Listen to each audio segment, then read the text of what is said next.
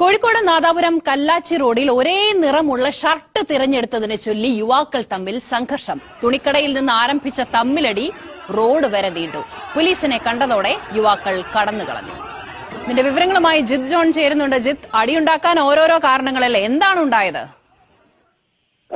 ഇത് സൂചിപ്പിച്ച പോലെ തന്നെ വളരെ നിസ്സാരമായിട്ടുള്ള കാര്യങ്ങളെ പേരിൽ സുഹൃത്തുക്കൾ തമ്മിൽ ഏറ്റുമുട്ടുകയും അത് വലിയ സംഘർഷത്തിലേക്ക് എത്തുകയും ചെയ്തതൊക്കെ അടുത്തിടയിൽ പതിവായിട്ടുള്ള ഒരു കാര്യമാണ്. അങ്ങനെ ഒരു സംഭവമാണ് കോഴിക്കോട് നാദാപുരത്ത് ഇന്നലെ രാത്രി നടന്നത്.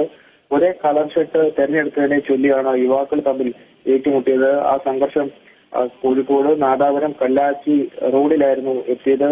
പിന്നീട് ഈ 10ഓളം വരുന്ന യുവാക്കൾ തമ്മിൽ ഏറ്റുമുട്ടുന്ന അവസ്ഥയിലേക്ക് തന്നെ കാര്യങ്ങൾ എത്തി. നാട്ടുകാരടക്കം പിന്നീട് ഇടപെട്ടു. തുണിക്കടയിൽ നിന്ന് ആരംഭിച്ച തമ്മിലടി റോഡിൽ വരെ നീണ്ടത് അത് വലിയൊരു സംഘർഷമായി തന്നെ മാറുകയായിരുന്നു. ഏതായാലും പോലീസ് കൃത്യസമയത്ത് തന്നെ എത്തി. പോലീസ് എത്തിയതോടെ പരസ്പരം ഏറ്റുമുട്ടിയ യുവാക്കൾ ഓടി രക്ഷപ്പെട്ടിട്ടുണ്ട്.